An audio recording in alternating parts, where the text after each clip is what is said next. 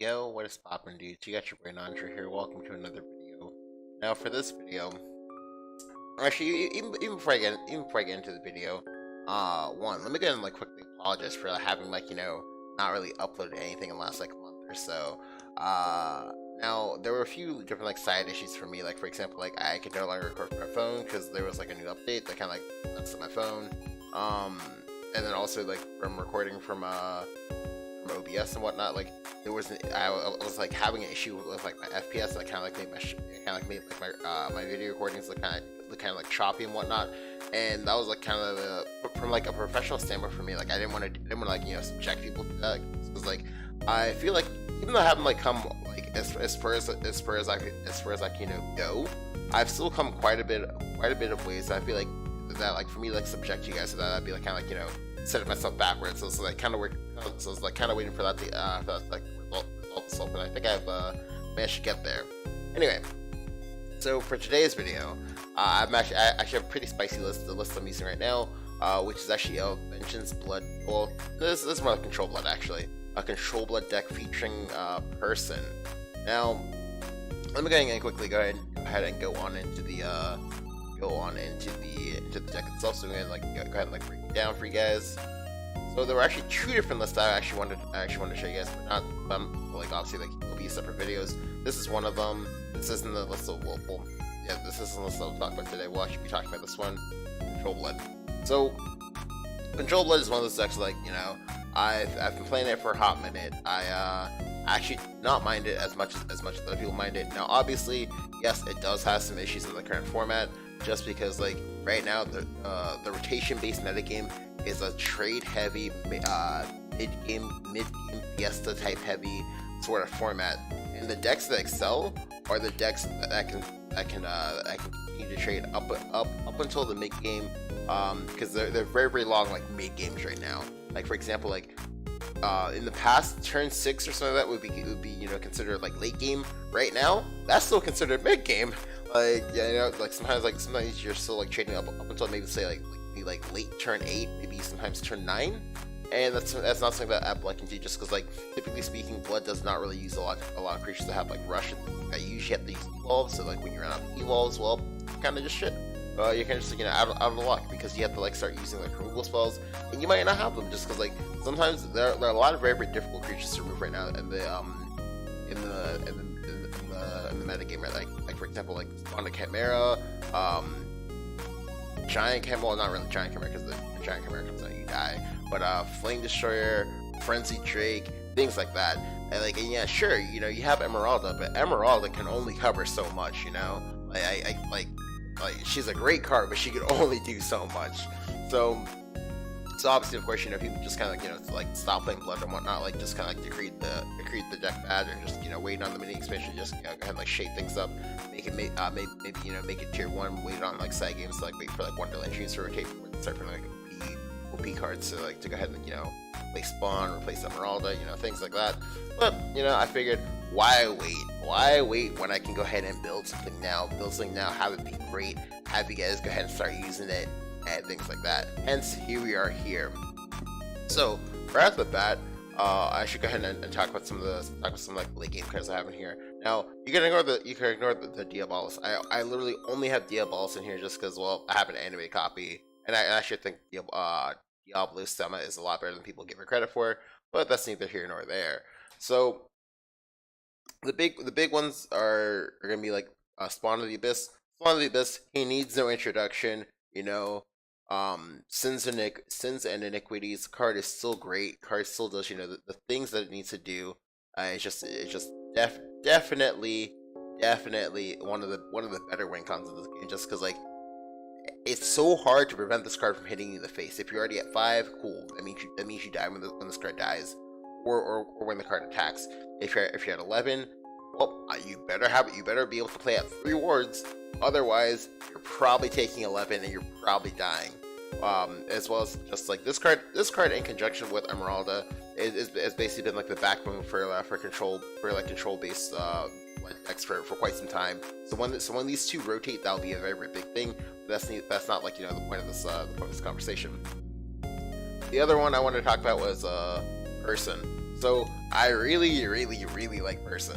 Like, and this actually kind of surprised me because like I don't like Jabberwock. I do like Person, and they're to some degree they're essentially the same card except for the fact that well, Person does things with the Excel effect and also without the Excel effect. Like Jabberwock is just the 8 mana card that like that maybe wins you the game if your opponent kind of like threw the game to you on a silver platter. Person has some very interesting and very cool combos with that of with that Spawning Abyss, which is actually why I decided to start playing the deck in the first place. Because there's certain cool combos you can do, such as for example 8 mana, play Spawn on turn 9, tap your Spawn, go ahead and deal your 11 damage, excel the person in your hand, get it to grab a person from your deck, hit attack again, boom, 17 damage. If you like raise your father at all during that game, congrats, you won. Like, and that feels pretty amazing.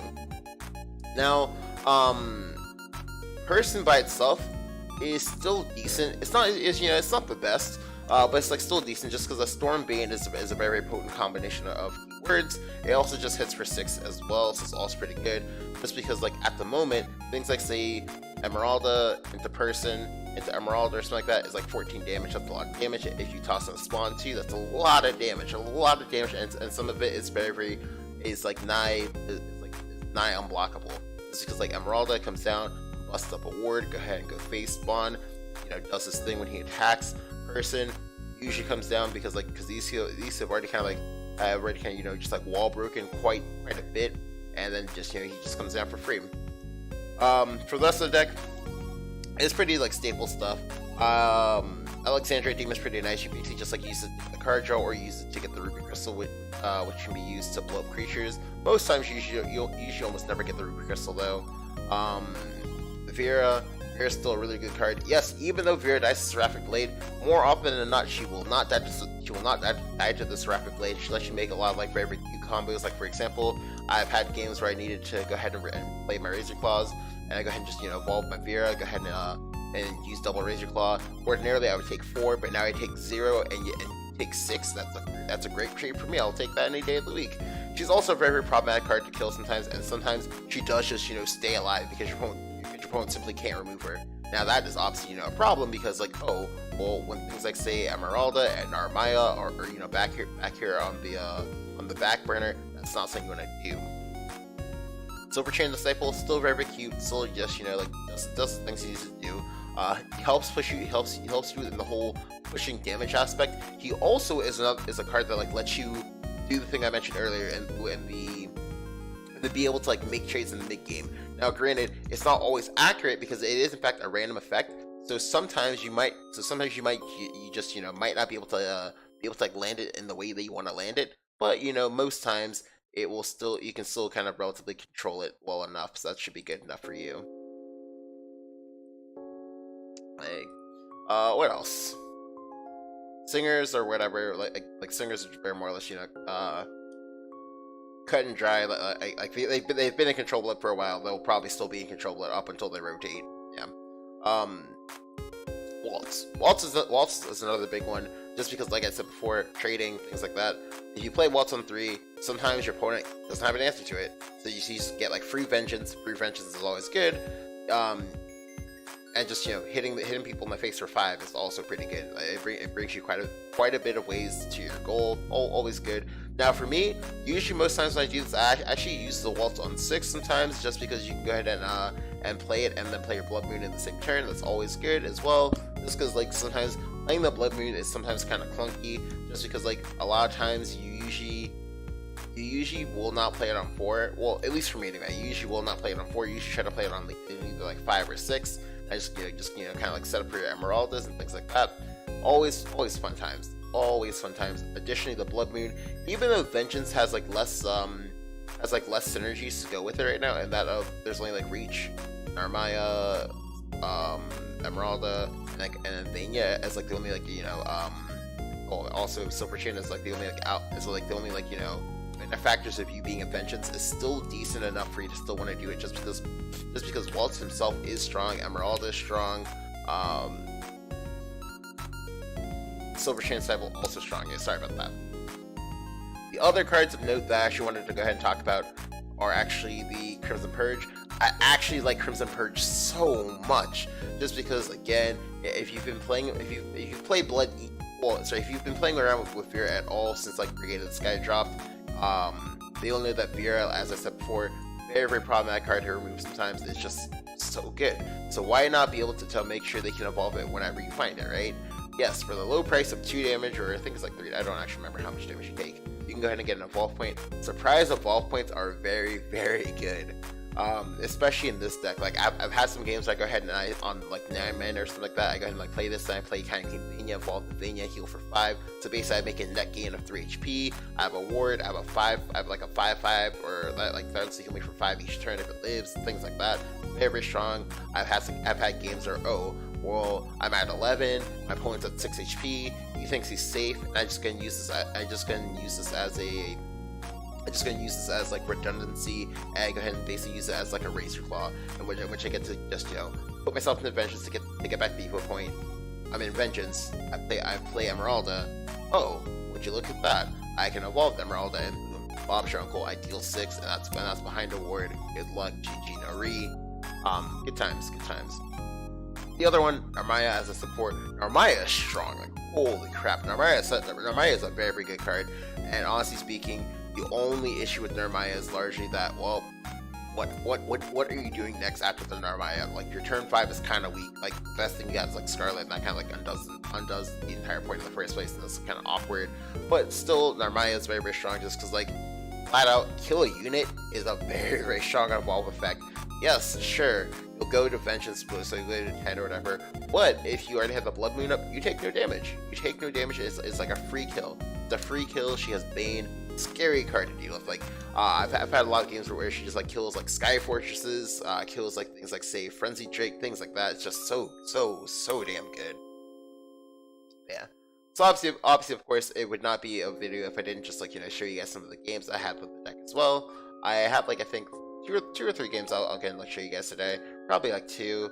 We'll just go ahead and go from there. So I think I'll show you guys the 2 Portalcraft games, just because I think like Portalcraft is probably one of the better case studies for why you would play this deck, because like this is the matchup that you're gonna have to face a lot if you're like trying to play this deck on ladder. So let's go ahead and jump right on into it.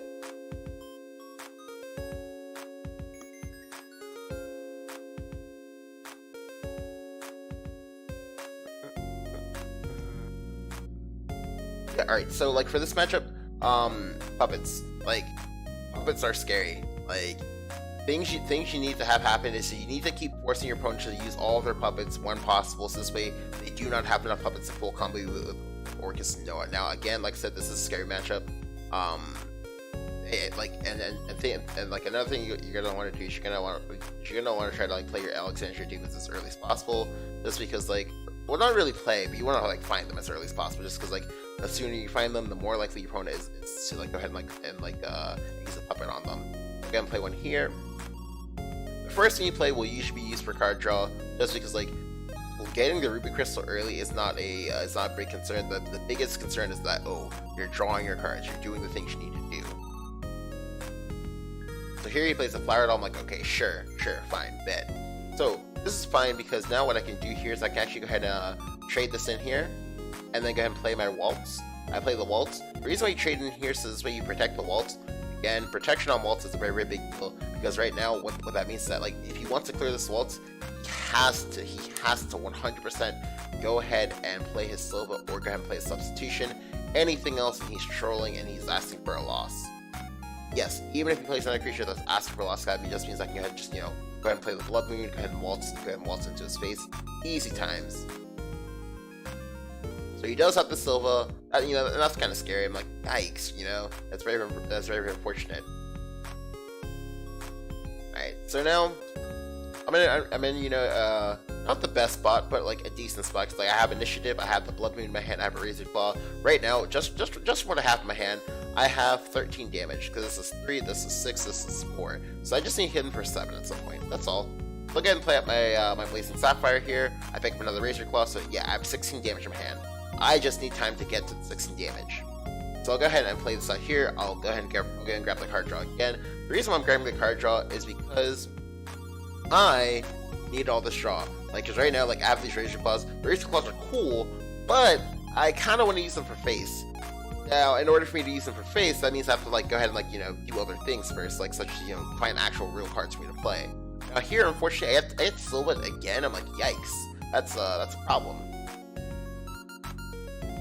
Because, like, when they have double Silva on you, that means you take a lot of damage very, very fast, and it means that they need less and less puppets to kill you. Like, for example, like, it's why Noah is a big deal, just because, like, for Orcus, you can maybe say prevent Orcus and whatnot by pressuring out some puppets and whatnot, but for Noah, under double Silva, in fact, not even just one, but double Silva, it means that damage racks up quite a bit faster, and sometimes you can just get dropped by, like, one Noah, just because, like, just because each Noah that they play, or sorry, the first Noah that they play does 5 damage minimum, but under Silva, that does 7 damage minimum with just one puppet. Like, if they have more puppets, you can possibly take more and more damage, and that's a problem, and that's, like, you know, not good. So it's just not a good look.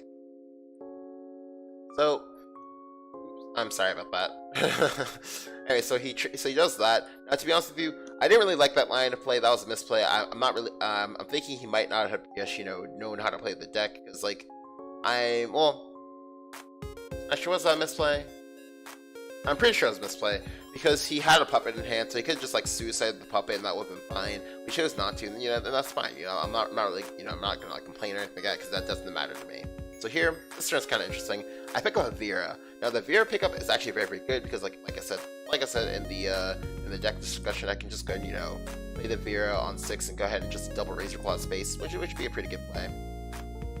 But I actually go ahead and choose to play the Blood Moon here. I actually then go ahead and play the Blazing Sapphire. I want the card draw. I don't really care what I overdraw, because I already have most of what I need in my hand. Like I said, like Portal, thankfully they do have healing. But the healing is very, very limited to that just Orcus, and some people are not playing Orcus, as well as some people also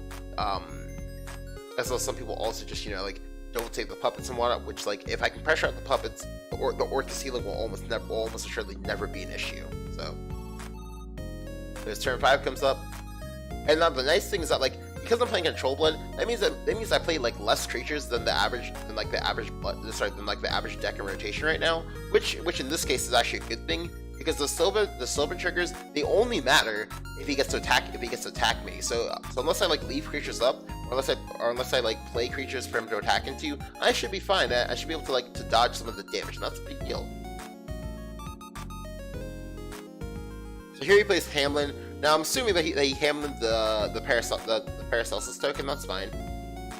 Here I take 2 damage. I do mill the Scarlet's Brewer, but thankfully the Scarlet's Brewer does not matter that much. Yes, it is healing, and the fact that I'm losing that healing, that does matter. But I think I'm still fine for that for now. Now here I go ahead and I evolve the Vera. Now the Vera actually has a lot of value in this matchup, simply because it blocks puppets. Puppets do not hit me for damage when he attacks me. Like, I basically just get to soak up. I basically just get to soak up 2 HP here, and that's a big deal. So, as we'll see here, I'm going to evolve it. I then go ahead and Blood Drinkers brand that. I then go ahead and trade there. Now here, I go ahead and Razor Claw because I have Absent Third Mana. I went for the full clear here because the full clear here is very, very nice.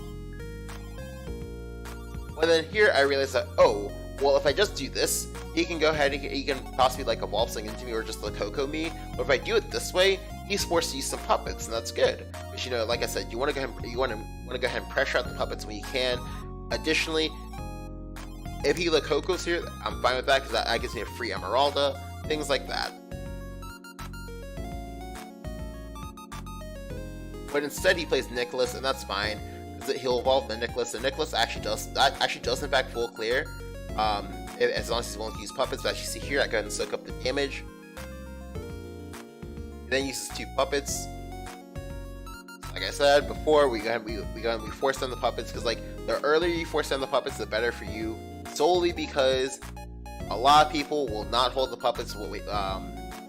Just because, like, you know, the puppets are a free resource, and logically speaking, you'll be able to get back puppets, like, later. So why would you, like, hold them if you why would you hold them like you don't really need to? Because, like, right now, like, he knows that he has a lot of pressure on me. Because, like, right now, like, the only clear I would have here is, like, you know, a Scarlet Evolve. But Scarlet Evolve is bad. or like say Emeralda. But again, Emeralda is also bad. But I have the Young Reacher, the Archdemon here, so we'll go ahead and play that. I'll then get in Razor Claw space. Now, to be honest with you, this line of play, it did kind of hurt me a little bit, but I still did it anyway. I could have used second Razor Claw here, and that would have been fine. But I'm actually gonna hold this Razor Claw here just because, like, you know, I don't want to give him information. Like, cause like for all I know, he could like just like get scared like here and ward up, and that'd be a problem for me. But that's fine. That's all I'll go ahead and do here. Let's all go ahead and drop the Young Emeralda. I then go to actually evolve the Emeralda. Now this line of play might seem scary, but I'm doing this because I need him no matter what to either play Lakoko here or base just, you know, not go face. I need to force resources out of him, and this is the best way of doing that. Additionally, because I have the Crimson Desire in my hand, it makes this play a little bit more safer for me to do. I'll go ahead and do it. Now, fortunately for me, I am going to be out of benches next turn until I take the damage from the Crimson Desire. But as we see here, yep, like synergies, man, synergies. So I go ahead and I take the damage. He gets the Coco Puppet, that's fine. I go ahead and play my Kankun Vanya. Kankun Vanya is a big deal here because I go ahead and get myself back. I go ahead and get myself back to a safe amount of HP, and I have a ward. That's pretty pog champ. So I go ahead and trade here into the Coco. I go ahead and go face for 1. So now he's in range of being dead. So right now he is effectively at like, well, not. So he's either effectively at 3 or he's effectively at 1, depending on how you want to look at it. But essentially, I need 2 turns to be able to go face and then kill him. So well, that could be like easier said than but that's like easier said than done. Because here he gets scared again. He plays the Nicholas for the Rebomi, and at this point it's like yikes, right? Because like that's a lot of words. That's a lot of words. How am I gonna get through all that? You know? Because he trades there, he goes space. Alright, so here I pick up the blood drinker's brand. This is actually a very, very big deal because before I might not have had a clear, but now I have a clear. Now granted, as I said before, I need to be able to go face. I need to be able to try to block some stuff in the process as well. What actually you're gonna see me do here is we'll see me go ahead and play the Blood Moon. I play the Blood Moon so this way I stay in vengeance for next turn. That's a big deal. I go and heal up here. And I go up to 13. Well, not really 13. I go up to, well, let's see. I go up to like 4, as opposed to like being at like 2. So he can still kill me with Noah. That's a fact. He can still probably kill me with Orcus, but I'm pretty sure I've taken away most, if not all, of his puppets. So I don't think he can Orcus me here. And he has to be respectful of me killing him on the backswing, because like if he doesn't have face damage here, that means I can win if I just like go ahead and get to Razor Claw and then play Emeralda. But here he uses a puppet. Like I said before, that's a good sign.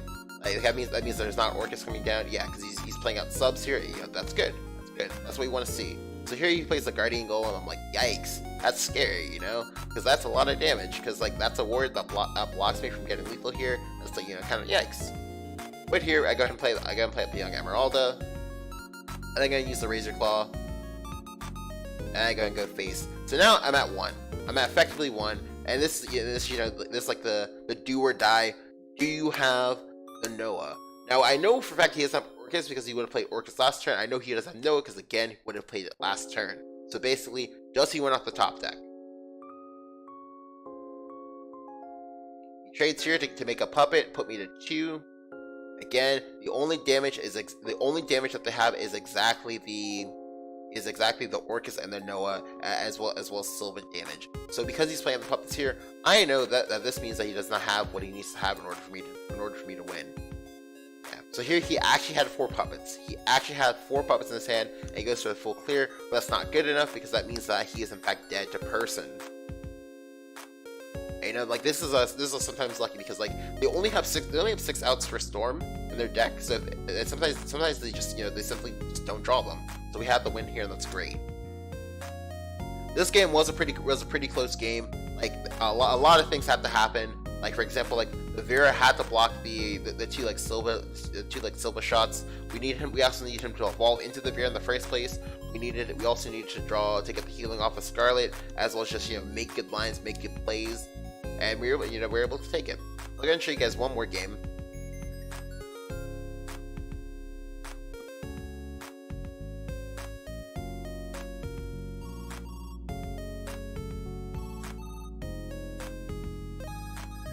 Again, yet another Portalcraft game. As a Portalcraft is probably like one of the most seen decks on ladder right now. So if I can show you guys games versus this, then you obviously like this is like a pretty good sample size of why this deck's like actually pretty good. Now, admittedly, this deck does like take a bit of like skill and some like finesse in order to get good at it, but it's definitely something worth trying if you have the files or if you already have the pieces and whatnot just before spawn rotates. So my hand is pretty good here. I go ahead and play up the cheat drop. I have the Waltz. If he plays Flower Doll, same thing as last game. I'm just gonna trade with the Flower Doll. Alright, so the hand I have here is pretty strong. I have the Cancuvania, I have the Waltz, I have the Spawn, I have the Vera. I also have Removal Soul. Well, the Removal Soul is actually kind of nice. If he plays a threatening creature, I'm actually gonna have to remove it.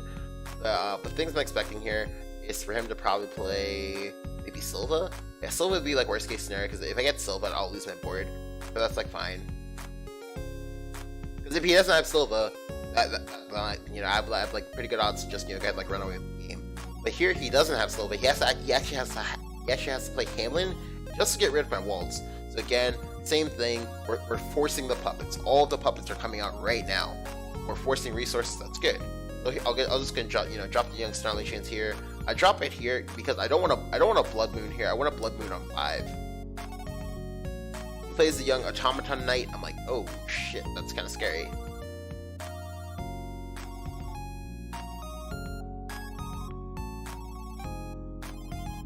Here I pick up yet another Snarling Chains, and that's nice because now what I can do is I can just gonna drop the young Blood Moon like it's hot. I don't have to Evo. That's good. Now here he plays that Flower Doll. I'm like, wow. Because then he plays the Staircase. To be honest with you, just play the Staircase. Just play the Staircase. I'm pretty sure. Because I don't think he won't overdraw. Now this part actually matters a lot, just because like I know he's not gonna get these resources for like quite some time. I also know that if your turn 5 was like play a Flower Doll again for a and also play a Staircase, I know that your hand is. So right now, he's at the sweet spot this turn. Because he's at the spot where I can go ahead and just like storm his space for free. Drop him to 11. Oh, look at that. 2 turns from now, I can play Spawn. You'll die to the Spawn, for sure. Because like, it's really hard to answer Spawn and stuff. It's like, so few decks can do it. So here I get the Coco, that's fine. I don't care at all because I went first. That matters a lot here. I'll go and kill my Bane Bat, that's fine. Like I said, every single turn, force the puppets, force them all to come out. It matters a lot. So you actually go ahead and reach. I reach with the Archdemon here. 1, because I don't really care that much. And 2, just because like I want to deny the puppets, because like I want to be very, very careful about getting wrecked by about possibly getting wrecked by say Orcus. But that's fine. Here he plays with the Lloyd because he's afraid. That's fine. Doesn't matter that much. I'll go and play the Spawn here. Clearly setting up for the Spawn into person lethal, possibly. But then he plays a second Heartless Battle because he's very, very, very, very afraid. Because he knows that, if this touches his face, he's gonna die. He's straight up just gonna die. Now here, I pick up the young Emeralda. Now this matters a lot. This is what we'll go and see me do here. Is going to play the Singer first. Now, the playing of the Singer, it had to happen. And here I top deck Narmaya like a savage. I go and Evo the young Narmaya. Narmaya, again, she has Bane. So I can just go ahead and Bane down both units and just, kill them. It's like, yikes, Chi, no re. Whoa, let's go, baby. Just because, like, again, at the core of things, Blood is a deck that, like, it can punish like slow / tempo negative plays from your opponent, just because like the units that Blood plays, they're very like large, they're very large and big, like they're very like they're very like efficient to some extent. Like for example, like Armaya, very efficient. Belfour in the past, very efficient. Bell of Vengeance, things like that. Like they're very just beefy static guys, beefy static mid-range guys that kind of just present very hard to answer questions for your opponent. So I'm gonna show you guys one more game. I think. Actually, no. I'll probably actually go ahead and end it here. I think it's like this is like going on like 30 minutes now. Yeah. So one more time, I'll go and like quickly show you guys the deck once more. Like the deck is it's pretty flames to play. Do not play the SEMA. You don't need to do it. I'm only doing it because I don't have a third person. Yeah, but I would definitely play the third spawn or third person before I play the SEMA, just because, like, specifically just because of the SEMA interaction where you can just, you know, SEMA, where you can just get the person interaction where you can just kind of go spawn the person and you stop damage. That's a very flames interaction, and yeah, like, the deck is very cool. I definitely enjoyed the deck a lot. It was loads of fun to play on stream. But yeah, well, without further ado, if you guys enjoyed the video, go ahead and leave a like. Go ahead and hit the subscribe button if you haven't. Let me know what you think about Control Blood in the current metagame down in the comments below. And thank you guys for watching, and I will catch you guys next time. Goodbye, my friends.